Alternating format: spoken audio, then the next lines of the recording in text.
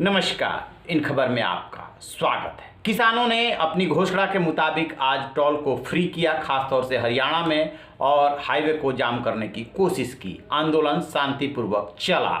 कल राजस्थान के किसान शाहजहांपुर से चल करके दिल्ली जयपुर हाईवे को जाम करेंगे और इसके बाद परसों यानी कि 14 तारीख को ये लोग पूरे देश में जिला मुख्यालयों पे धरना प्रदर्शन करेंगे।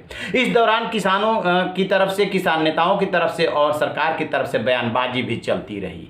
दूसरी तरफ से जो खबर आई वो ये कि हरियाणा के जो डिप्टी चीफ मिनिस्टर हैं दुष्यंत चौटाला, वो आकर के केंद्रीय कृषि मंत्री नरेंद्र सिंह तोमर, रक्षा मंत्री राजनाथ सिंह से मिले और उसी दौरान किसान नेताओं का हरियाणा का एक प्रतिनिधिमंडल आकर के नरेंद्र सिंह तोमर से मिला।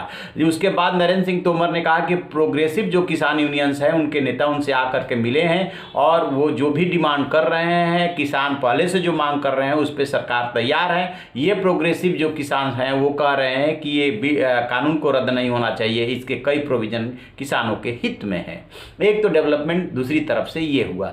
दूसरा ये हुआ कि ऑल इंडिया किसान संघर्ष कोऑर्डिनेशन कमेटी के जो कन्वीनर हैं BM सिंह, उन्होंने ये कहा कि सरकार जो है MSP की गारंटी वाला कानून बनाए कि यदि किसानों का हित चाहती है तो फिर जो है बाकी के मुद्दों पे बात होती रहेगी। यानी कि उन्होंने एक तरह से ये इंगित कर दिया कि MSP गारंटी का कानून सरकार बनाती है तो किसान मान सकते हैं। ये बयान जब किसानों के बीच में पहुंचा, यानी कि पंजाब हरियाणा के जो किसान आंदोलनरत हैं, तो उन्होंने कहा कि BM सिंह से हमारा कोई वास्ता नहीं।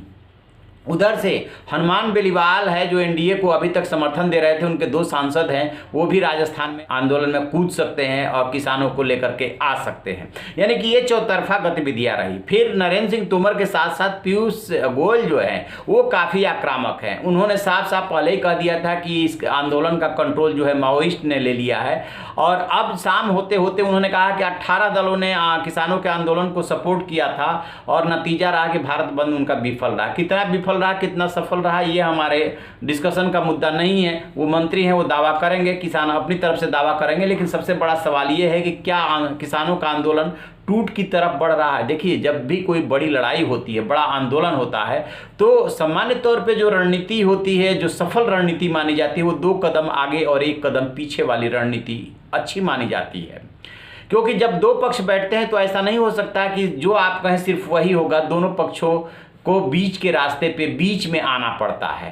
भारत सरकार एक पार्टी यदि है और किसान दूसरी पार्टी है, तो जब वार्ता के टेबल पर बैठेंगे तो जो भारत सरकार कह रही है, हम सारी बातें आपकी मानते हैं लेकिन हम कानून को वापस नहीं लेंगे, कानून के उन प्रोविजन को बता दीजिए कि ये हमारे अगेंस्ट है, हम उसमें संशोधन करने को तैयार है। किसान रणनीतिक चूक यहाँ पे कर रहे हैं, क्योंकि पहले ये इस तरीके से इस चीज़ को लेकर के एडामेंट नहीं थे कि जब तक 3 कानून वापस नहीं होगा हम अपना आंदोलन वापस नहीं लेंगे। पहले इनकी जो डर था वो MSP को लेकर के था, APMC को लेकर के था, लेकिन अब जो है आंदोलनरत किसान जो है वो अड़ गए हैं कि तीनों कानून के वापस होने तक उनका आंदोलन जारी रहेगा। तो यहीं पे जो है टकराव का जो इशू बन रहा है कि सरकार कह रही है कि हम आपकी सारी बात मानने को तैयार है, संशोधन करने को तैयार है, फिर इस तरीके की जिद क्यों। खैर, किसानों की अपनी स्ट्रेटजी होगी, क्या किसान चाहते हैं आंदोलनरत ये तो वही जाने। लेकिन ये बात साफ लग रही, जिस तरीके से BM सिंह और जिस तरीके से हरियाणा के किसान आए हैं और मिले हैं नरेंद्र सिंह तोमर से, आपको बता दें और भी किसान नेता सरकार से मिल रहे हैं, बातें कर रहे हैं। तो क्या किसानों का आंदोलन टूट की तरफ बढ़ रहा है?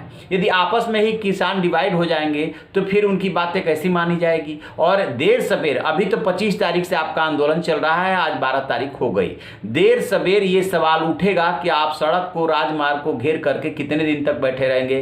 क्या दिल्ली और NCR के लोगों का अपना मौलिक अधिकार नहीं है आने जाने का?